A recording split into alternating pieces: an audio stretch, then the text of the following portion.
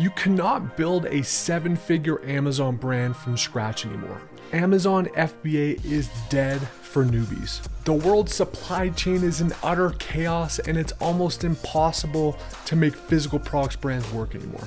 These are all sentiments that we've heard over the last 12 months, and undoubtedly it's become much more difficult to build and scale a 7-figure Amazon brand from scratch. But is it dead? Well, if you use the strategies, approaches, and playbooks of the old Amazon, I think it's definitely an uphill battle. But in this video, I break down the 7-figure playbook to build and scale an Amazon FBA brand from scratch today in 2022. Let's go. What is up, guys? If this is your first time here, welcome to Heist, the YouTube channel where we break down how to build and scale Amazon FBA brands. And you know what? There's been a swirling of negativity, of bearishness, of negative sentiment around the possibilities of scaling Amazon brands from scratch in today's climate. And while there's undoubtedly new variables, new challenges, new negative headwinds that make it more difficult, I would just say that it's different. And the people that were successful in 2014, 2015, 16, 17, 18, 19, that playbook just doesn't work the same way that it used to. There's a new era, there's new dynamics, there's new rules, and there's new frameworks that I believe are needed to be successful in the Amazon game, especially if you're starting from scratch. So in this video, I'm gonna break down the 8-step playbook that I believe you can leverage to succeed from 0 to 7 figures in today's Amazon. And just to break down some ground rules, this framework assumes that you have a $10,000 starting budget. So I think that's the minimum you're gonna need to really effectively scale into a 7-figure brand today. The more, the merrier, obviously, but 10,000 is definitely a minimum. It's gonna assume that you have no existing audience. So what is the actual strategy if you're starting literally from 0? And it's assuming you're launching a brand now in 2022 and beyond. So the first critical step to realize in this new playbook is that you've got to start with the customer first. Historically, sellers have used software or data hacks, looking at Amazon analytics and saying, hey, this is a low competition, high opportunity product. I'm going to launch it regardless of who you're actually selling to and regardless of the brand that underpins that product. Taking on more mature, established players that have existing reviews and a much more complex, competitive Amazon environment, that simply is not going to cut it. If you're chasing those data arbitrage opportunities to identify products, oftentimes the life cycle of that product is going to be less than 12 months, and it's going to be a race to the bottom focused on price. But when you start with the customer first and then bleed into the data, the analytics, and the mathematics to back it up, that's where the sweet spot happens. And there's really 2 different kinds of customer targeting that you can look at, and that's either selling based on pain or based on pleasure. So focusing on pain, maybe you want to target parents with asthmatic kids and look at that journey. Somebody with a physical ailment, somebody looking to improve their appearance or quality of life, but focusing on pain and the customers looking to solve that pain. The other is pleasure, which is really just following the money. Where are your customers or potential customers spending their disposable income? Where do they not really care about price as much? What are they buying to contribute to those habits, those hobbies, those things that make them who they are? And for me, the most effective customer-centric strategy when you're just starting out building a physical products e-commerce business is to actually make it so that you're the customer archetype. You're the person that you're trying to build products to and solve problems for. So I ski as an example, right? I know a lot about skiing, what people buy, what the pain points are, what I enjoy about it, where I'm willing to divert my money, and the kinds of things I buy on my journey as a skier. It's a lot easier for me to get in the head of a customer archetype that I myself am. And so if you're starting out, I don't suggest going after something that you're not passionate about or that you don't have personally as a consumer. It's a lot easier to build products and to find out where your customers are if you are the customer to begin with. So key strategy number 1, pick a niche and a space where you're the actual customer archetype and start with the customer first. The second is to really use some mathematical checkpoints to make sure that you can actually afford with your $10,000 budget, as an example, the actual product opportunity and the brand you're looking to build. The first thing I want to start with is to actually reverse engineer and understand what it actually takes to build a 7-figure physical products business. Here's an example of an actual worksheet that's in my course, the FBA Blueprint, but you can definitely recreate this or watch another video in a link down below where I've covered this topic. But you can literally just take your budget amount and what you're looking to achieve, in this case, $1 million Amazon business. And for various revenue per product price points, you can figure out how many products you actually need to create and sell to hit that $1 million plus mark. So you've got to be realistic about what it takes to build $1 million business, number one. The second thing that you've got to understand is to really understand, what can I afford to actually tackle in terms of a market opportunity? So here's another example of another worksheet in my course. It's called a budget checker. So starting with our $10,000 budget as an example, we can kind of play with some numbers here to figure out, hey, what is it that we can actually afford in kind of a conservative case and a more aggressive case to invest in our initial product run? So if we kind of play with the numbers here, for a $10,000 budget, it looks like we're going to want to target something in like the $8,000 to $10,000 a month range.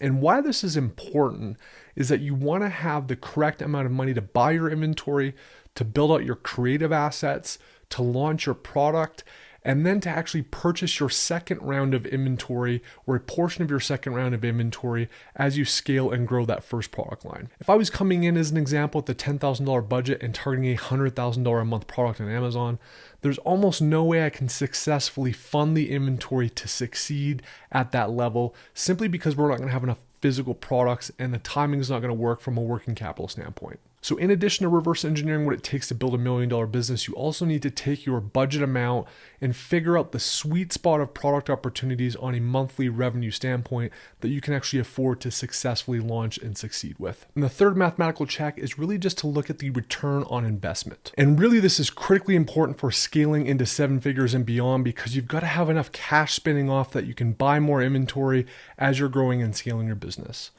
And for us, we really want to have an ROI greater than 100% return after everything we spend. So after we spent money on product, after we spent money on advertising, Amazon fees, and even things like returns and other operational expenses. So this is an example of our ROI checker, but ultimately most people don't fully realize and understand all of the different deductions that come out of your cash flow when they're launching a product. And if it's less than 100%, it's very, very difficult to scale without debt. And then the other thing that we like to do in terms of mathematics is to really target products in that $40 to $75 price point. This tends to give us a much less competitive environment, number one, where we can really isolate and target customers without a lot of riffraff competitors, which tend to look at products less than $30. But more importantly, it gives us that net contribution margin, that dollar pool of cash after all those fees to be able to scale effectively. And the higher ticket the product, the more bulk margin you've got, the more money you can spend on advertising, building the brand, and driving traffic. So the key point number 2 is to really understand the mathematical structures around the products and businesses you're trying to build, stay within those yardsticks, and then prioritize that ROI over everything when you're analyzing products. The third thing is the offer. And again, I think this is probably one of the most fundamental differences in this new 2022 and beyond playbook for building Amazon brands. Before, you could just look at the data, see what those data gaps are, do an okay job sourcing the product, an okay job thinking about the offer, an okay job with creative, and you could still find success. Not anymore. You've got to fundamentally understand your customer archetype, what their needs and pain points are. And you've got to create and sculpt and offer a product and differentiation that stands out as somebody is typing in keywords on the Amazon platform. So put yourself in your customer's shoes, literally. Imagine yourself typing in the keyword that they're typing in on Amazon. Imagine yourself scrolling as they would and looking at existing offers on the page, which is covered with advertising now and a lot of organic results as well. And how can you make your product stand out such that it's so compelling, irregardless of reviews and other elements, to actually click on it, analyze it, and ultimately purchase it? And how we do this, again, is really focusing on the customer first, getting into the minds of that customer archetype, seeing where they hang out, watching Facebook groups, looking at subreddits, participating in the community, and listening. And this will help create clues as to where you can actually solve those pain points and really create compelling offers and products. We then want to take that and create what I like to call defensible differentiation. And what I mean by this is it would be very difficult to recreate your offer or your strategy within 6 to 12 months. You want to give yourself at least a 6-month head start. Inevitably, when you find success, people will copy your features, they'll copy your molds, they'll do things. But when you make it more difficult and you create really defensible differentiation, that head start really gives you the ability to capture the majority of the market share, build review counts, and make it incredibly difficult to take you out in the long term. So the most important thing here when we think about differentiation is visual differentiation. How can, again, as a customer searching on Amazon, can we make our listing image specifically tell the customer what's different about your offer and compel them to click on it? And another strategy we like to do here to make this differentiation defensible is to do things that are really unique with the product, working with factories on molds, doing custom tweaks that take a little bit of work but are hard to replicate and give you a longer headwind in terms of building out market share. And one of the strategies that we use here is we like to work with factories and embed that upfront cost, because it might cost you, say, $5,000 to create a mold.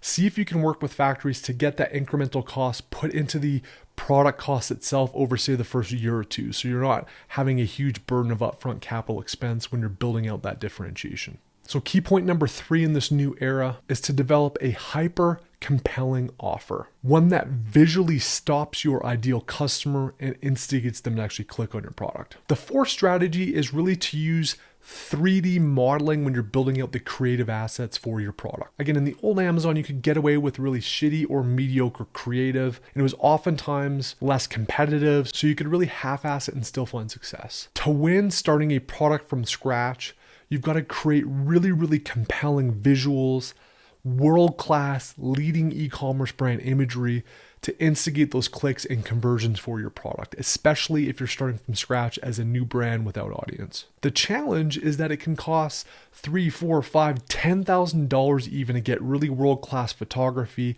video stuff built out, which when you're starting out with a budget of $10,000, you really want to be putting that into the actual product inventory itself and some of the marketing costs. So how we do this now to create world-class imagery on a budget is to use 3D renderings and 3D models. You can literally take anything. We could 3D render this microphone. We could 3D render this hat.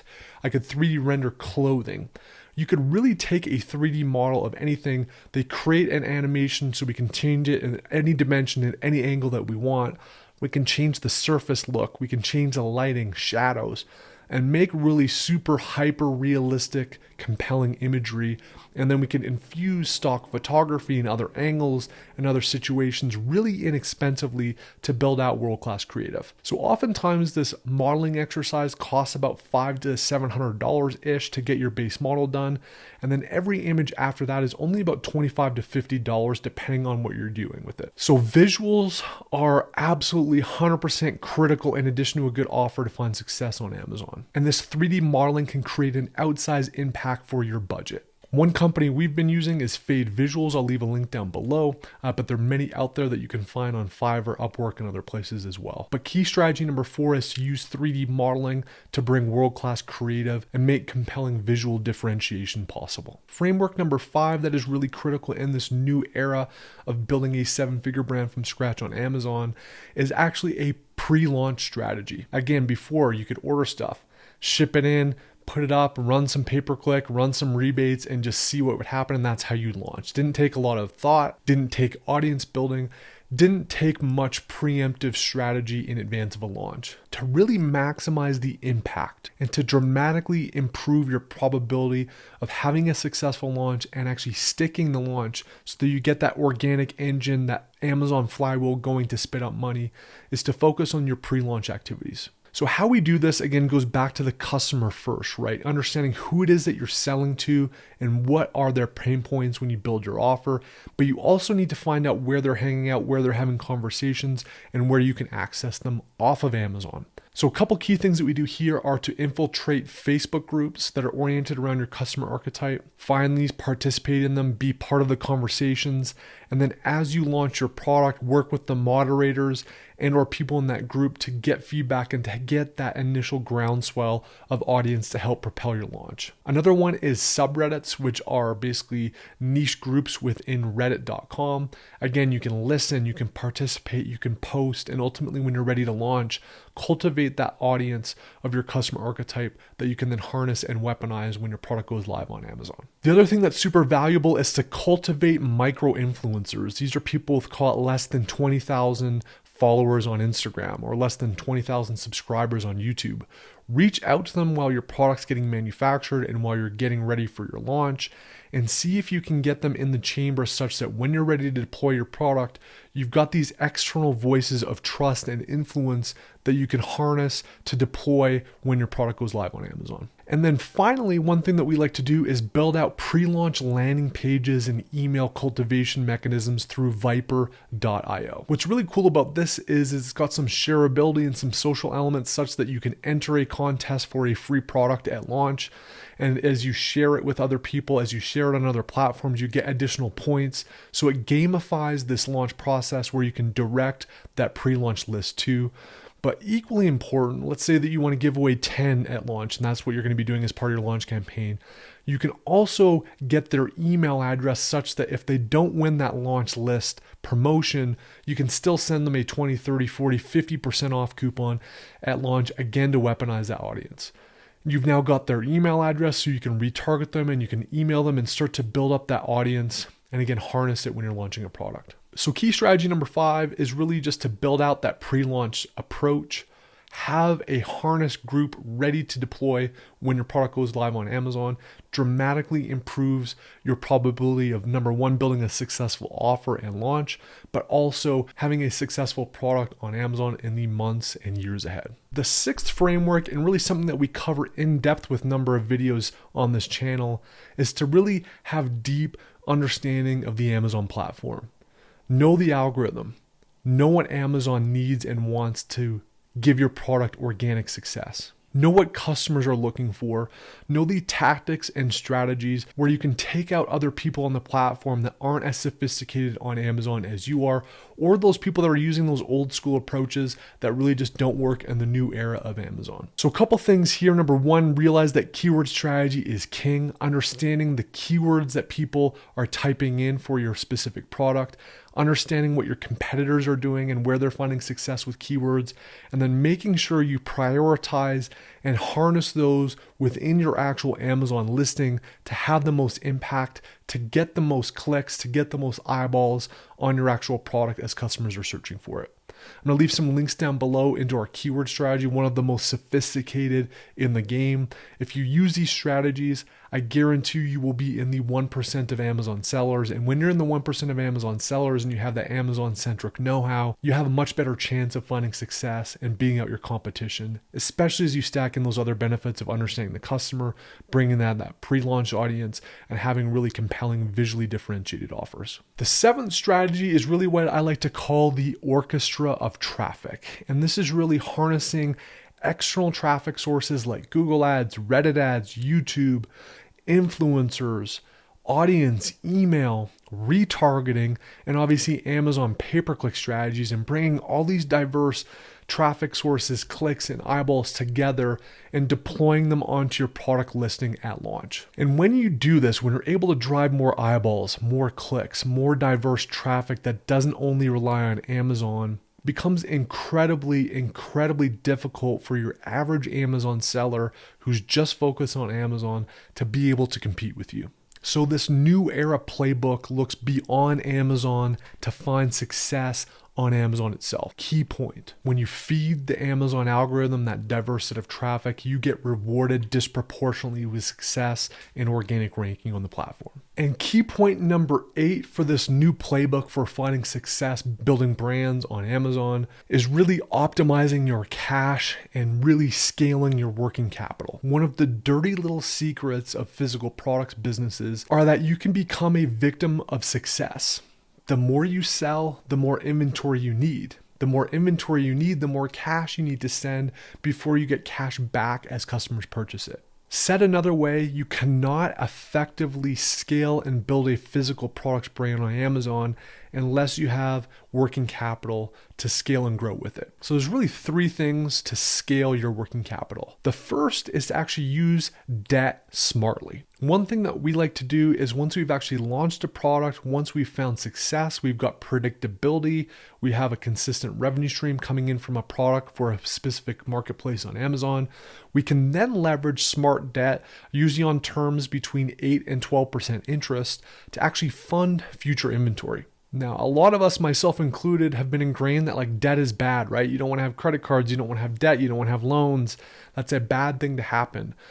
But when it's a risk-adjusted debt, when you've got predictability out of a product, it's much easier to leverage that debt and to use the free cash that you have in your business to launch and scale either new products or new marketplaces. The only way to scale and scale fast into 7+ figures, in my view, is to leverage these smart levers of debt to help existing winning products fund the inventory and using that additional cash for growth initiatives in your business.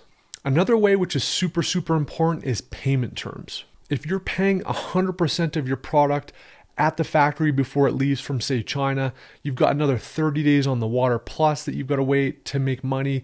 You've got to check it into Amazon. It might take you 2, 3, 4 months to sell through that inventory in Amazon. So from when you've actually put $1 out in terms of investing in the actual product to actually getting money in your account end to end might take 5, 6 months. And if you can shorten these cash cycles where the money out and money in is a lot shorter, that enables you to put more money into inventory so you don't stock out, put more money into new launches, and put more money into growth initiatives. So you should be absolutely negotiating like your life depends on it to get payment terms from your factory of 30 to 60 days ideally. The more you can shorten those cycles, the faster you can grow, and the more successful you're going to be selling physical products. And then the third thing is really to look at your transportation cycles. Currently, it takes 30+ days, oftentimes now 50+ days to ship a product from China to, say, the US. The longer you've got product in a boat, in a truck, or in a train, the harder it's going to be for you to find success and to scale into 7 figures quickly. So looking at products that are air freightable and that are smaller, that still meet that higher price point is one of the easiest ways to do that. But you should also be looking at things like Matson, which is a fast boat lane that gets products from China to the US in 14 to 20 days. Looking at storing strategic inventory either in China or in the US that you don't have to pay for so that you can deploy it quicker. But when you can shorten those lead times and the amount of cash that's absorbed in the supply chain transportation process, the faster you're going to be able to scale. So guys, if you're new and starting out or even a burly veteran, I hope that some of these things in this framework and playbook for this new era of selling on Amazon has been helpful. There's a lot of scary, negative stuff going on in the space, and I think some of it is warranted, but also realize that it's just change. Things are dynamic, things shift over time, and if you don't adjust your playbook for those shifts, that's when you become susceptible, and that's where things can get bad. But with the right framework, the right strategies, the right dynamic approach to the existing environment that we're seeing and the environment we're going to see moving forward, the more successful you're going to be. Check out the links below for more information, and if you want to go deeper, we cover this and more in the FBA Blueprint course, which I'll also link down below. Till next time, guys, cheers.